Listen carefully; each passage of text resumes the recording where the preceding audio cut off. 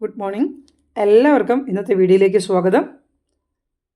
Golden dew drops, sky flower, angel whisper, pigeon berry, lemon vine, മഞ്ഞമുന്തിരി എന്നീ പേരുകളിൽ അറിയപ്പെടുന്ന ഡുറാൻഡ എറക്റ്റ എന്ന പ്ലാന്റിനെ കുറിച്ചാണ് നമ്മുടെ ഇന്നത്തെ വീഡിയോ.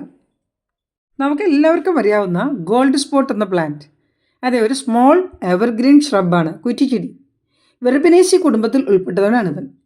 ട്രോപ്പിക്കൽ റീജിയൻസിലും സബ് ട്രോപ്പിക്കൽ റീജിയൻസിലും കാണപ്പെടുന്നു. വെർബനേസി കുടുംബത്തിൽപ്പെട്ട പൂച്ചെടികളുടെ ഒരു ജനുസാണ് ഡുറാൻഡ. ഏകദേശം 17ഓളം ഡുറാൻഡ എറക്റ്റ പ്ലാന്റുകളാണ് ലോകത്തുള്ളത്. നമ്മുടെ നാട്ടിൽ സാധാരണയായി കണ്ടുവരുന്നത് വെള്ള, ലൈലാൻഡിക്, അതായത് പെയിൽ ബ്ലൂ കളർ, പിന്നെ വയലറ്റ് കളർ എന്നിങ്ങനെ 3 ഡുറാൻഡ എറക്റ്റയാണ് നമ്മുടെ നാട്ടിൽ സാധാരണയായിട്ട് കണ്ടുവരിക.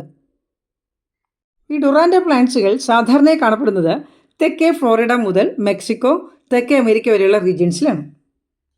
പ്രത്യേക പരിചരണമൊന്നും ആഗ്രഹിക്കാതെ വളരുന്നൊരു ചെടിയാണ്.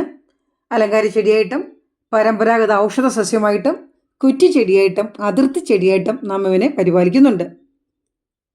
പ്രത്യേകിച്ച് ഡുറാൻഡ എറക്റ്റയുടെ ഈ വെള്ള പൂത്ത് നിൽക്കുന്നത് കാണാൻ നല്ല ഭംഗിയാണ്. നല്ല ഇളം പച്ച നിറത്തിലെ വെള്ളപ്പൂക്കൾ നിറഞ്ഞു നിൽക്കുന്നത് നല്ല ഭംഗിയാണ് കാണാൻ.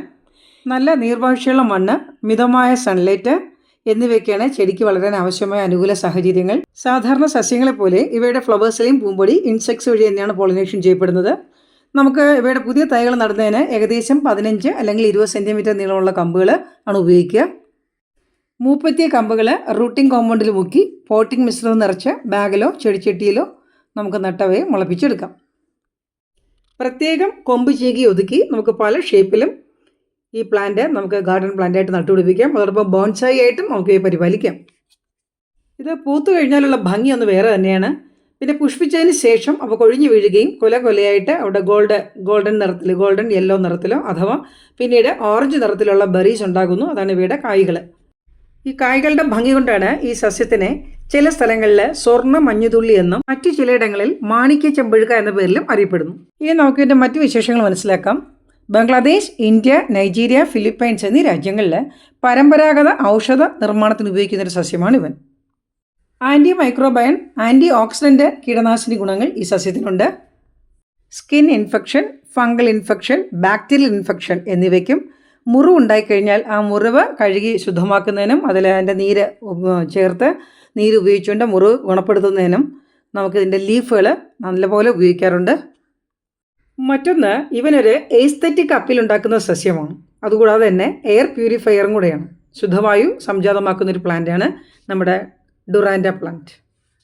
ഹമ്മിങ് ബേർഡ്സിനെയും ബീസിനെയും ഇവയുടെ പൂക്കളും കായ്കളും വല്ലാതെ ആകർഷിക്കുന്നു.